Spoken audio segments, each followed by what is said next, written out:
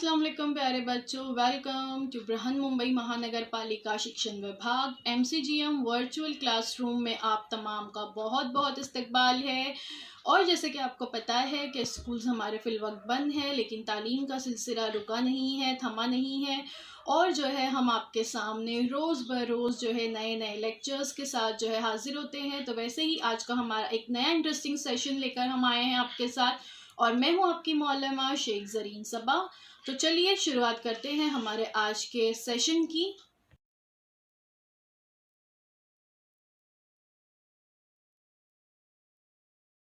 अस्सलाम वालेकुम प्यारे बच्चों, welcome to Zareen Saba virtual studio. हमारे इस यूट्यूब चैनल में आप तमाम का बहुत बहुत इस्तकबाल है।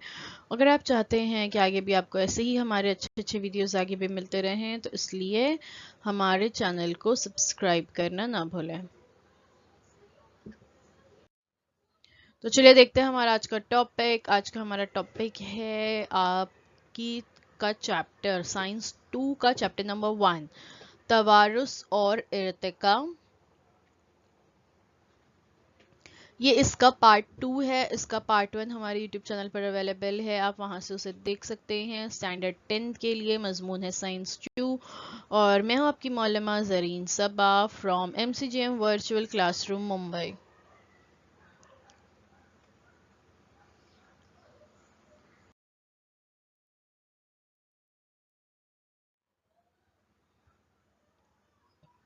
स्कूल बंद है, लेकिन तालीम का सिलसिला जारी व सारी रहे, इसलिए हम हर रोज़ एक नए वीडियो के साथ आपके सामने हाजिर होते हैं।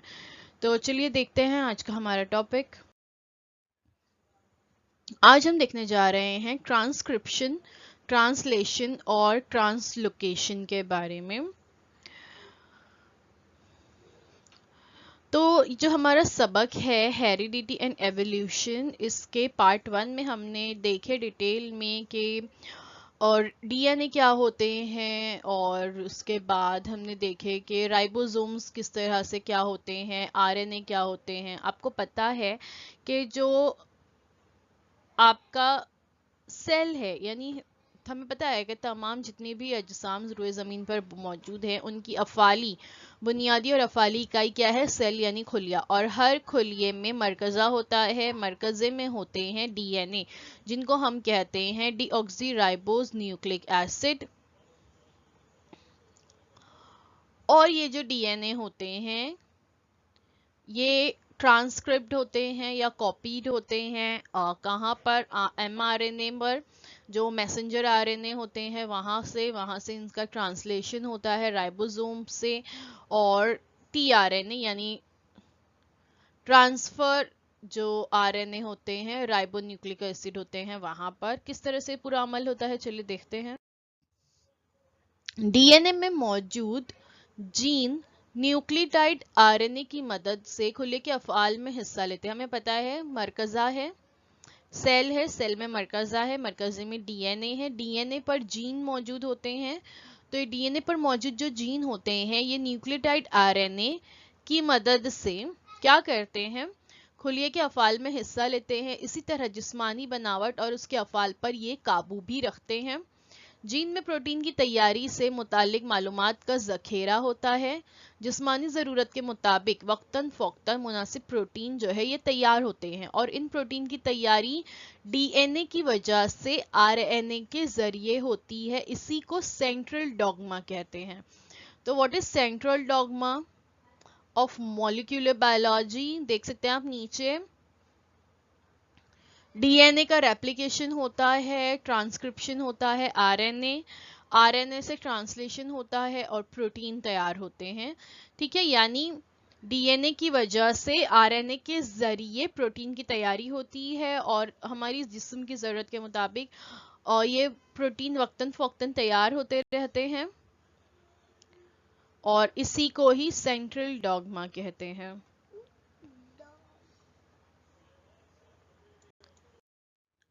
Central dogma DNA to RNA to protein. DNA, ठीक है, DNA रेप्लिकेशन यहाँ पे बताया गया है, क्योंकि आपको पता है ना कि DNA में डबल स्ट्रैंड्स होते हैं। ठीक है। और आरएनए सिंगल स्ट्रैंड होता है आरएनए में, तो ये जो डीएनए होता है फिर इसका ट्रांसक्रिप्शन होता है इन आरएनए, आरएनए से ट्रांसलेशन होता है और तैयार होते हैं प्रोटीन। इसे ही सेंट्रल डॉग्मा कहते हैं।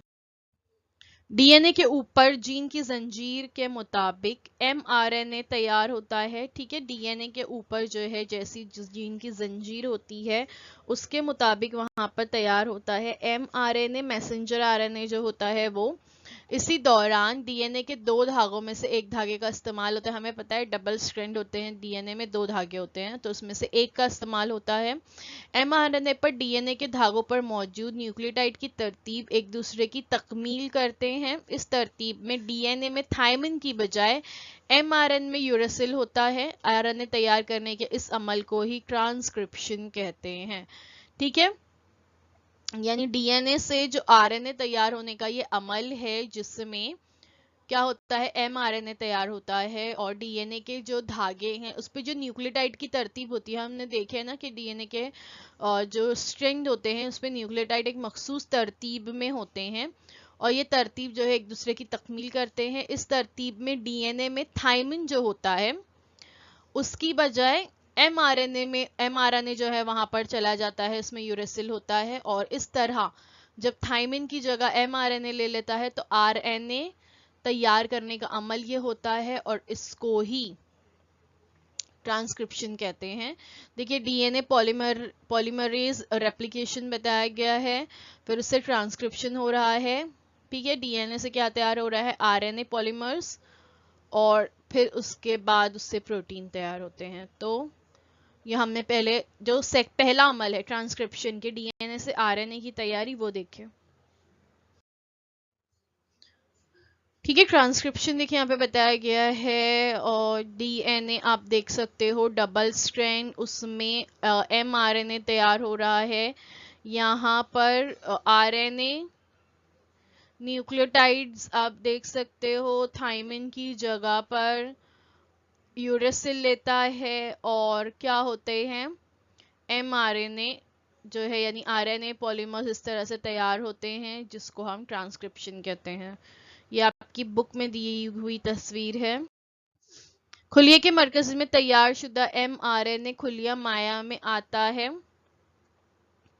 जो एमआरएनए अब यहाँ पर तैयार हुआ ये कहाँ पर आता है, खुलिया माया में आ जाता है। ये आते वक्त डीएनए पर इशाराती पैगाम कोड्स लेकर जो है आता है।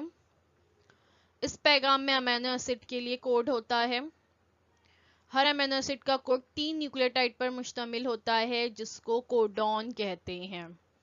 देखिए लेफ्ट हैंड साइड पर बताया गया है mRNA form from transcription 3 codons देख सकते हैं, 9 न्यूक्लियोटाइड यहाँ पर आप देख सकते हो 3 कोड्स होते हैं इसमें।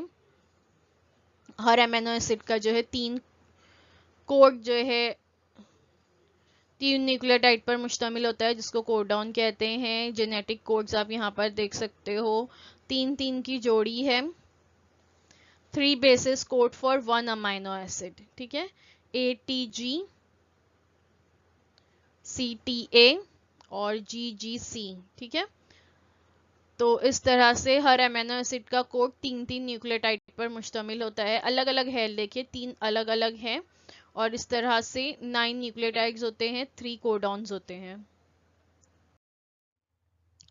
भारत के डॉक्टर हरगोविंद खुराना ने तमाम 20 अमीनो एसिड्स के लिए कोडॉन दरियाफ्त करने में बहुत अहम किरदार अदा किया था, इसलिए 1968 में दीगर साइंसदानों के साथ साथ इन्हें भी नोबेल प्राइज से नवाजा गया। आपको पता है ना नोबेल प्राइज जो होते हैं ये दुनिया के सबसे बड़े प्राइज या सबसे बड़ा इनाम जो है कंसिडर किया जाता है और ये नोबेल प्राइज जो है हर फील्ड में अच्छे काम अंजाम देने वाले लोगों को दिया जाता है।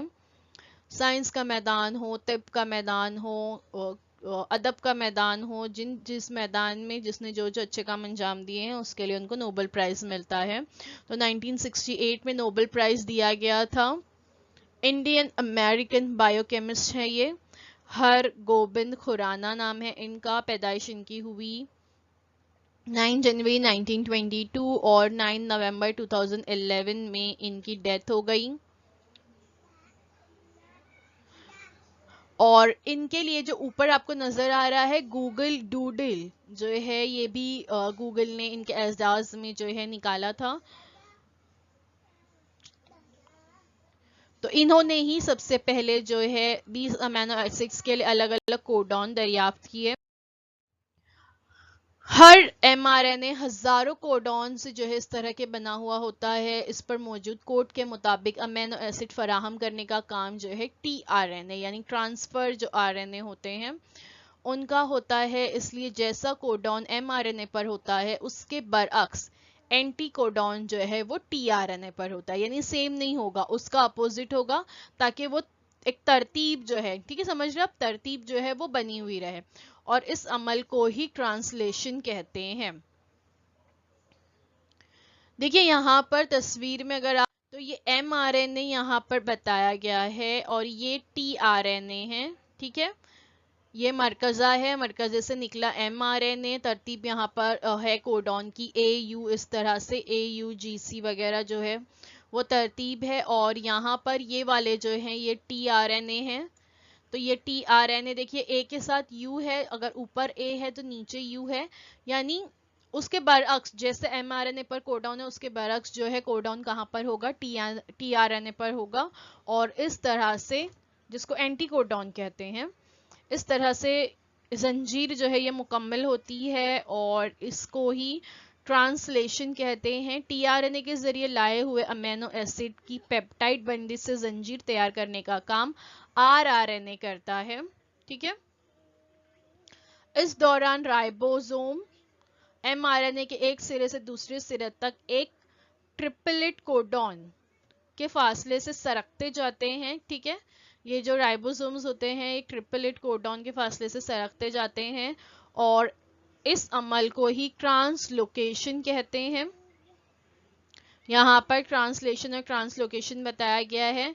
ऐसी बेशुमार जंजीरों के एक साथ आने पर पेचीदा प्रोटीन तैयार होते हैं।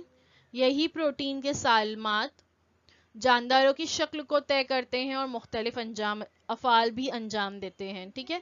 यानी ऐसी बहुत सारी जंजीरें जो है एक साथ आने पर पेचीदा प्रोटीन्स तैयार होते हैं और ये पेचीदा प्रोटीन की वजह से ही जानदारों को एक मखसूस जो शक्ल मिलती है, एक उनकी जो शक्ल होती है, एक साख्त होती है, हैयत होती है, वो इस प्रोटीन के सालमात की वजह से ही होती है। और इसी की वजह से वो मुख्तलिफ किस्म के जो अफाल रोजमर्रा जिंदगी में अंजाम देते हैं वो इसी की वजह से होता है। जानदारों में मौजूद जीन की वजह से वो अपने जैसे जानदार तैयार करते हैं और इसी से कुछ जीन अगली नस्लों को मुंतकिल होते हैं। इस तरह इन बच्चों में अमीनो एसिड अपने वालिदैन में मौजूद प्रोटीन की तरह ही प्रोटीन तैयार करते हैं। यही वजह है कि वालिदैन की खुसूसियत हमें बच्चों में भी दिखाई देती है। देखिए ये होता है ना कि हम अपने अम्मी अब्बा के जैसे नज़र आते हैं। कुछ बच्चे जो है पूरे अम्मी के जैसे होते हैं, कुछ बच्चे की आंख नाक कान हम कहते हैं कि अम्मी की तरह है, लेकिन बाल और जिस्म की हैयत जो है वो अब्बा की तरह है। तो ऐसा क्यों होता है? जो जीन होते हैं वो कहाँ होते हैं? डीएनए में होते हैं। डीएनए के से वो जीन जो है एक नस्ल से दूसरी नस्ल में मुंतकिल होते हैं और इनमें जो है अमीनो एसिड जो होता है वो अपने वालिदैन में मौजूद प्रोटीन की तरह ही प्रोटीन तैयार करेगा। वो हमने देखे ना अमीनो एसिड से प्रोटीन कैसे तैयार करता है। तो जैसे पेरेंट में प्रोटीन तैयार हो रहा है वैसे ही बच्चों में प्रोटीन तैयार होगा, जिसकी वजह से, और ये प्रोटीन्स क्या डिसाइड करते हैं? ये प्रोटीन आपका लुक्स डिसाइड करते हैं कि आप कैसे दिखेंगे। तो अगर आपका प्रोटीन आपकी अम्मी से मिलता जुलता है तो आप अपनी अम्मी की तरह दिखते हैं, अब्बा से मिलता जुलता है तो आप अपने अब्बा की तरह दिखते हैं। ये दोनों की थोड़ी थोड़ी खुसूसियत आपके अंदर आती है। तो यही वजह है कि वालिदैन की खुसूसियत जो है वो बच्चों में भी दिखाई देती है। जानदारों में मौजूद जीन की वजह से वो अपने जैसे जानदार तैयार करते हैं और इससे कुछ जीन अगली नस्लों में मुंतकिल होते हैं। इस तरह यह भी हमने देखे बच्चों में अमीनो एसिड अपने वालिदैन में मौजूद प्रोटीन की तरह ही प्रोटीन तैयार करते हैं। यही वजह है कि वालिदैन की खुसूसियत बच्चों में भी दिखाई देती है। लेकिन कभी कभी जीन बिल्कुल वालिदैन की तरह अमीनो एसिड तैयार नहीं करते, बल्कि वहां पर कभी न्यूक्लियोटाइड कभी कभी गलती से अपनी जगह बदल देता है और इसकी वजह से कोई छोटा सा फर्क वाक़या हो जाता है और ये फर्क या तब्दीली ही म्यूटेशन या नई तब्दीली कहलाती है। देखिए यहाँ पर तीन तीन के अमीनो एसिड के कोड्स हैं, हमने देखे ना कि तीन तीन के होते हैं। अब क्या होता है, ये बुनियादी तरतीब है जो आपको नजर आ रही है ऊपर, लेकिन अब क्या हुआ, यहाँ पर ये जो तरतीब थी TGC की, ये तरतीब थोड़ी सी क्या हो गई, कभी कभी गलती से न्यूक्लियोटाइड जो है अपनी जगह बदल लेते हैं, यानी TGC जो तरतीब थी वो हट गई, उसकी जगह G8T ये तरतीब आ गई। तो इसकी वजह से क्या हो गया, अमीनो एसिड में थोड़ी सी तब्दीली हो गई, और ये तब्दीली की वजह से इसको क्या कहते हैं, म्यूटेशन या फर्क, नई तब्दीली कहते हैं। और इसी तब्दीली की वजह से ही हम बिल्कुल अपने माँ बाप की डिक्टो कॉपी नहीं होते, थोड़ा फर्क होता है, भाई बहनों में भी थोड़ा फर्क होता है, ये फर्क की वजह यही चीज है। वरना अगर ये तब्दीली ना हो, यानी म्यूटेशन का अमल ना हो, तो हम बिल्कुल जेरोक्स कॉपी होंगे लगेंगे अपने अम्मी अब्बा की। ठीक है, mutated gene, this base pair has change. ठीक है, ये जो बेस पेयर है यहाँ पे आपको नजर आ रहा है DNA का, और डबल स्ट्रैंड बताया गया है, उसमें बीच में जो है अमीनो एसिड्स के जो तरतीब होती है कोड्स की वो है, और उसमें एक चेंज हो गया, तो ये क्या हो गया, म्यूटेटेड जीन हो गया, और इसकी वजह से ही तब्दीली होती है। ठीक है, यहाँ पर एक और देखिए बताया गया है DNA ओरिजिनल, देखिए किस तरह से है, ग्रीन के साथ में है पर्पल।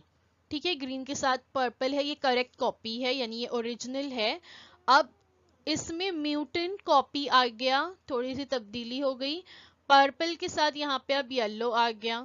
ठीक है, ये ग्रीन के साथ पर्पल था, लेकिन अब यहाँ पर आ गया येलो, तो ये क्या हो गया, म्यूटेंट कॉपी हो गई, म्यूटेशन का अमल यहाँ पे हो गया, थोड़ी सी तब्दीली हो गई। ये नई तब्दीली कभी छोटी तो कभी बहुत वाज़ेह होती है, मसलन नई तब्दीली की वजह से सेकल सेल एनीमिया जैसे जुनैनियाती नुकाइस भी लाहक होते हैं। ये मुसलसल जारी रहने वाला मुकम्मल अमल है, और ये डार्विन के कुदरती इंतखाब के नज़रिए की हिमायत करता है। और देखिए ये जो सिकल सेल डिसीज है, या जिसको एनीमिया भी कहते हैं, इसमें क्या होता है, नॉर्मल लेफ्ट हैंड साइड पर आप देख सकते हो नॉर्मल रेड ब्लड सेल्स जो है, लेकिन जिसको ये बीमारी हो, सिकल सेल डिसीज हो, जो एनीमिया जैसे होता है, उसके सेल्स कुछ इस तरह से हो जाते हैं। तो ये एक जुनैनियाती नुक्स है, ठीक है, जेनेटिक डिसीज जिसे हम कह सकते हैं, और ये मुसलसल जारी रहने वाला अमल है। और ये डार्विन का जो कुदरती इंतखाब का नजरिया था, ये उसकी हिमायत करता है कि इंसान या कोई भी जानदार अपने माहौल में जिंदा रहने के लिए अपने अंदर वक्त के साथ तब्दीली लाता है। ठीक है, अब लेकिन ये तो एक बीमारी है, अब इसकी थेरेपी भी की जाती है। किस तरह से की जाती है, collection of blood forming stem cells जो है कलेक्ट किए जाते हैं, stem cells corrected by beta globin gene transfer from viral vectors. अब यहाँ पर बीटा ग्लोबिन जीन जो है वो ट्रांसफर किए जाते हैं, और फिर जो करेक्ट स्टेम सेल्स होते हैं उसका ट्रांसप्लांटेशन किया जाता है मरीज की जिस्म में, ताकि वो जो जुनैनियाती नुक्स है वो दूर किया जा सके, तो इसका इलाज भी मुमकिन है। अब देखते हैं evolution. What is evolution, Irtika यानी क्या, इर्तिका यानी मरहलावार तरक्की। ये अमल बहुत ही सुस्त रफ्तार और जानदारों की तरक्की जाहिर करने वाला अमल है। इर्तिका के ताल्लुक से खला में मौजूद सैयारों से लेकर जमीन के जानदारों में आई तब्दीली तक कई मराहिल पर गौर करना जरूरी होता है। देखिए इर्तिका एवोल्यूशन मरहलावार तरक्की है, यानी कि स्टेप बाय स्टेप तरक्की कर रहा है इंसान या जानदार, और ये बहुत सुस्त रफ्तारी से होता है, लेकिन ये तरक्की नजर आती है। तो what is evolution, evolution changes in living organisms over time, वक्त के साथ जानदारों में आने वाली तब्दीली explains how modern organisms have descended from ancient organisms, यानी ये एवोल्यूशन हमें बताता है कि हम रूए ज़मीन पर जो मॉडर्न ऑर्गेनिज्म देख रहे हैं, जदीद जो जानवर हम अपने अतराफ में देख रहे हैं, ये अपने पुराने जो एंशियंट ऑर्गेनिजम्स थे, पुराने ज़माने में जो जानदार थे, उनसे किस तरह ये इस स्टेप तक आए हैं, वो यहाँ पर बताया जाता है एवोल्यूशन में। कुदरती इंतखाब के नज़रिए के मुताबिक जानदारों की इम्तियाजी खुसूसियत कई नस्लों तक तब्दीली के मराहिल से गुजरने के बाद जिस अमल की वजह से नया जानदार वजूद में आता है, उसी को इर्तिका कहते हैं।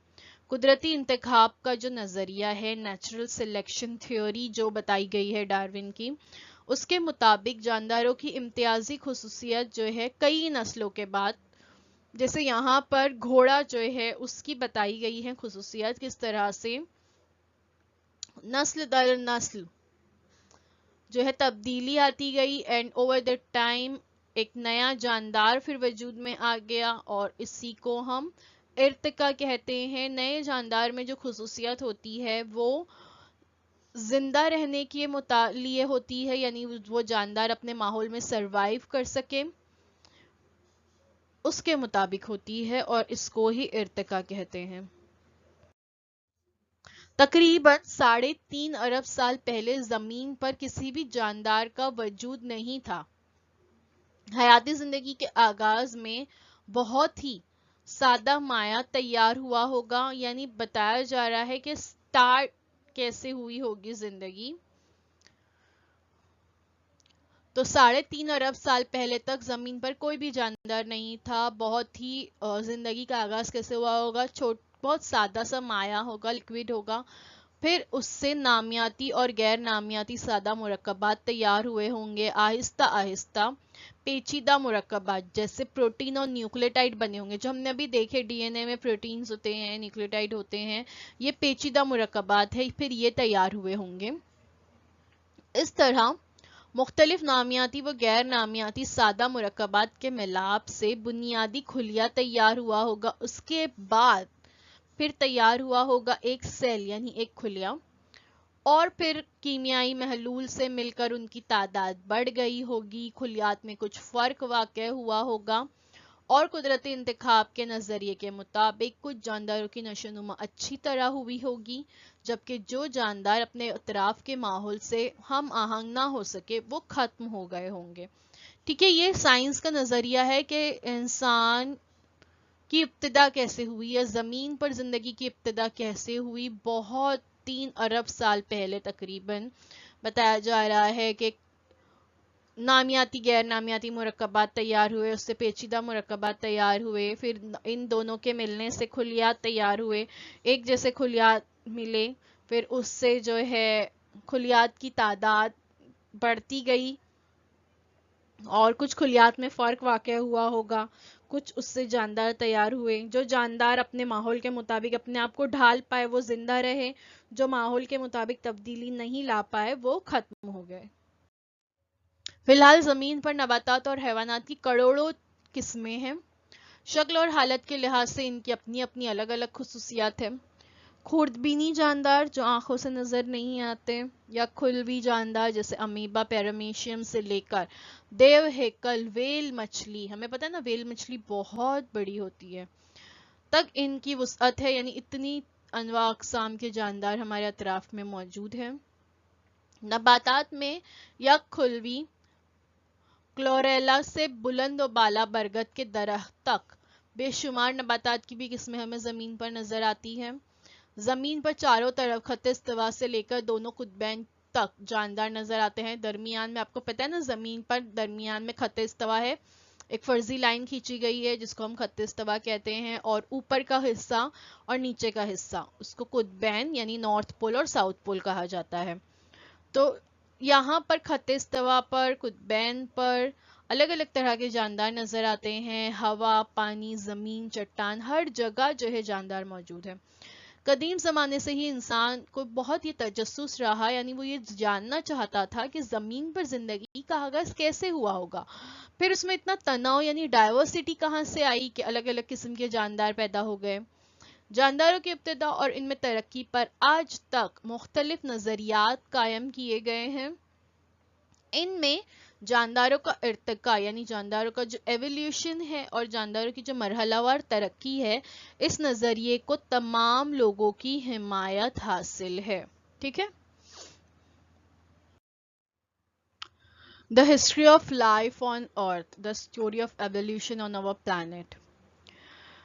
अगर हम तारीख के झरोके से देखें तो जानदारों की दुनिया के वजूद में आने से मुतालिक मुख्तलिफ नज़रियात, मुख्तलिफ मज़ाहिब के मानने वालों के अलग अलग नज़रियात है। मज़हब परस्तों ने, उसूल पसंदों ने अपना अपना नज़रिया ज़ाहिर किया। हिंदुस्तानी, चीनी, रोमन और यूनानी जैसी तमामी तहजीबों में दुनिया के वजूद से मुतालिक गहराई से जो है गौर खौज किया गया है। हिंदुस्तानी तहजीब, चीनी, रोमन और यूनानी, ये चार तहजीबें दुनिया की सबसे पुरानी तहजीबें तस्वुर की जाती हैं। दीगर ममालिक, अमेरिका वगैरह तो बहुत बाद में वजूद में आए, लेकिन ये तहजीबें बहुत पुरानी, बहुत पहले से मौजूद है। तो इन्होंने भी ज़िंदगी की शुरुआत किस तरह से हुई होगी इसके मुतालिक अपने नज़रियात इन तहजीबों में भी मौजूद हैं। सितारे, सैयारे, अनासिर तरकीबी और जानदारों की दुनिया वगैरह से मुतालिक मुख्तलिफ किस्म की मालूमात जो है इन तहजीबों में, इनका जो अदब है उसमें मिलती है। नज़म है, नसर है, कहानियाँ हैं, नावल है, किस्से कहानियाँ, देवमालाई कहानियाँ वगैरह, मुख्तलिफ किस्म की नज़में, गीत, संगीत, इसमें जो है इनके मुतालिक काफ़ी सारी मालूमात मिलती है।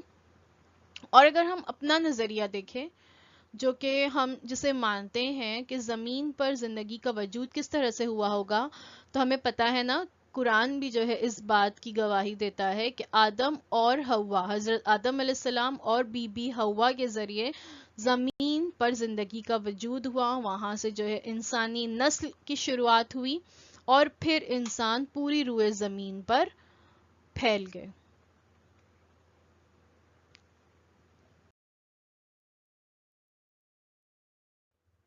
Thank you so much for watching. आज के लिए बस इतना ही। उम्मीद है जो कुछ आपको बताया गया वो आपको अच्छी तरह से समझ में आया होगा।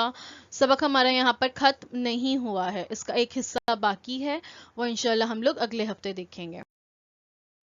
तो अगर आपको हमारा ये वीडियो अच्छा लगा है तो please like the video, subscribe the channel, और अगर आप चाहते हैं कि आगे भी इस चैनल की नोटिफिकेशंस मिलती रहें तो बेल के आइकन पर क्लिक कीजिए, ताकि आगे आने वाले नए नए वीडियोस की नोटिफिकेशन आपको मिलती रहेगी। अब आप लोगों से मुलाकात होती है अगले हफ्ते इसके पार्ट 3 के साथ। तब तक के लिए अल्लाह हाफ़िज़।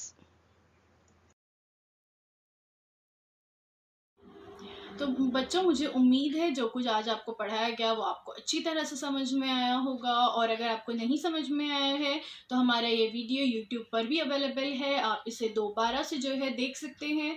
और अपने साथ जो है अपनी टेक्स्ट बुक ज़रूर रखिए, ताकि आपको जो है तमाम पॉइंट्स अच्छी तरह से समझ में आए। तो अब आप लोगों से इंशाल्लाह अगले हफ्ते एक नए वीडियो में मुलाकात होती है। अल्लाह हाफ़िज़।